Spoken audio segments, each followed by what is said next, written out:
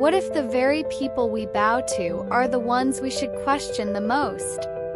What if tradition has become a disguise for silence, cover-ups, and unchecked power?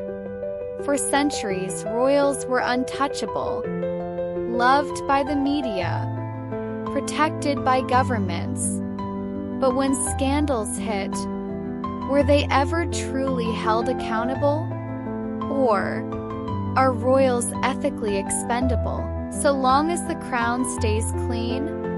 Today we open the gates of history, and what lies behind will make you question everything. Like, share, and subscribe before we continue the untold royal story. She was the people's princess, but behind palace walls, Diana was isolated, ignored, and, some say, betrayed. Her 1995 interview was more than a confession. It was a rebellion. There were 3 of us in this marriage. That one line tore the monarchy's mask.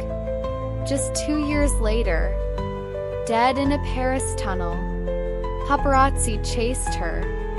Conspiracies followed. But real justice? Still debated. Was she a royal casualty or a threat too great to let live? He was known as the Queen's favorite son. But in 2019, that title meant little. Prince Andrew's ties to Jeffrey Epstein shocked the world. The BBC interview? A disaster. His words? Cold. Detached. He denied. He deflected. He said he couldn't sweat. Public was horrified. The palace? Silent.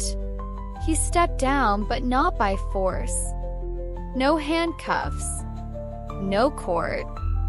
So we ask, if his name was Andrew Smith, would justice look different? In 1936, he gave up the throne for love. A fairy tale? No. Crisis. Edward VIII's affair with Wallis Simpson wasn't the real scandal. It was his alleged sympathy for Nazi Germany. Files showed he met with Hitler. Letters hinted he wanted peace on Hitler's terms.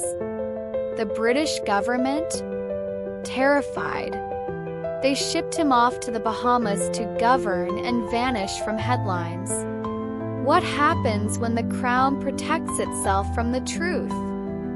She ruled during a time when the sun never set on the British Empire. But behind that golden glow was blood. Kenya, India, Nigeria, colonial violence, torture, exploitation. Yet the monarchy never apologized, never stood trial, because saying we didn't know was easier than saying we were wrong. Can legacy be praised when built on silence? In 2018, the monarchy seemed to modernize. A biracial American woman, Meghan Markle, joined the royal family. But what followed? Leaks, racism, isolation. Harry and Meghan left. They spoke out. They were branded as traitors. Yet their words mirrored Diana's. We were not protected. Question: is the royal family incapable of change or just unwilling? In a world of rising costs and broken systems, one truth glares brighter. Why are we still funding royalty? Private jets, palaces, protection from prosecution, all while ordinary people struggle to live, and scandals are swept under red carpets. Are they symbols of unity or relics of inequality? If a royal becomes a threat, their actions cross the line. They shame the crown. They're removed. Quietly, indirectly, symbolically, but rarely with true consequence.